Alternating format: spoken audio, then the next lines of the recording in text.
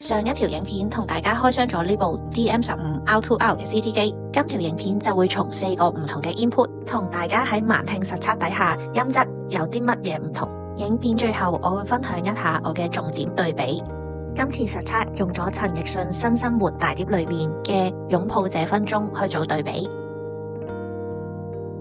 而喺 USB 模式底下我就用翻 Feel 嘅原裝 Type C 線去連接翻部手提電話。條 Type C 線咧就可以連接翻部機身後邊有個 USB in 嘅位置。好，咁我哋而家一齊嚟聽下盲聽一。你叫我最快樂，你也叫我最心痛。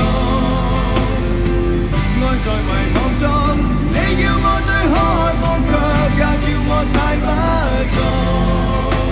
誰可以這樣接觸？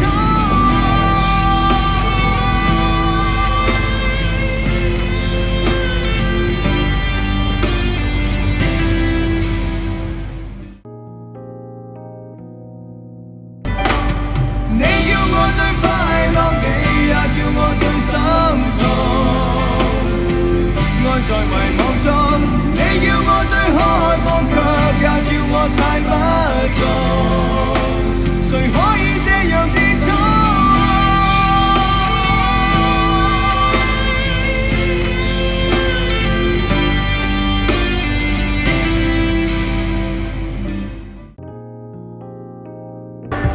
你叫我最快樂，你也叫我最心痛。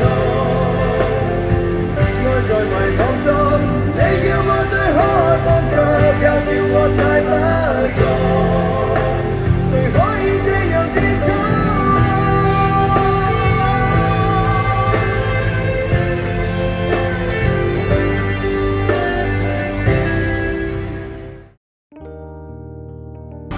你叫我最快樂，你也叫我最心痛。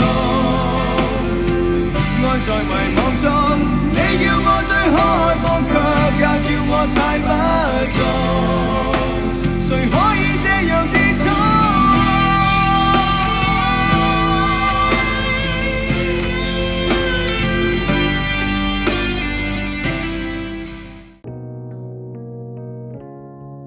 喺人聲方面，佢係最突出、最清楚，背景音樂都冇咁雜亂，就算喺高音位置聽起上嚟都冇刺耳。整體背景同埋人聲咧都係比較 balance， 聽起上嚟節拍感會比較好，但係聽出嚟都係有少少 digital 嘅味道。整體嘅感覺就係冇咁清晰，聽出嚟所有嘅音質啊或者人聲各樣嘢都係有少許壓縮嘅感覺。整體空間感係較多，聽出嚟都比較立體，但係佢個缺點就係人聲就冇咁突出。歡迎大家留言話俾我知，究竟你哋覺得1、2、3、4邊一個音質比較好聽啲呢？下條片再見，拜拜。我哋都有出一啲自家設計嘅 NBA 周邊產品，可以上我哋網站睇啊。網站喺 description box 嗰度又見到噶啦，拜拜。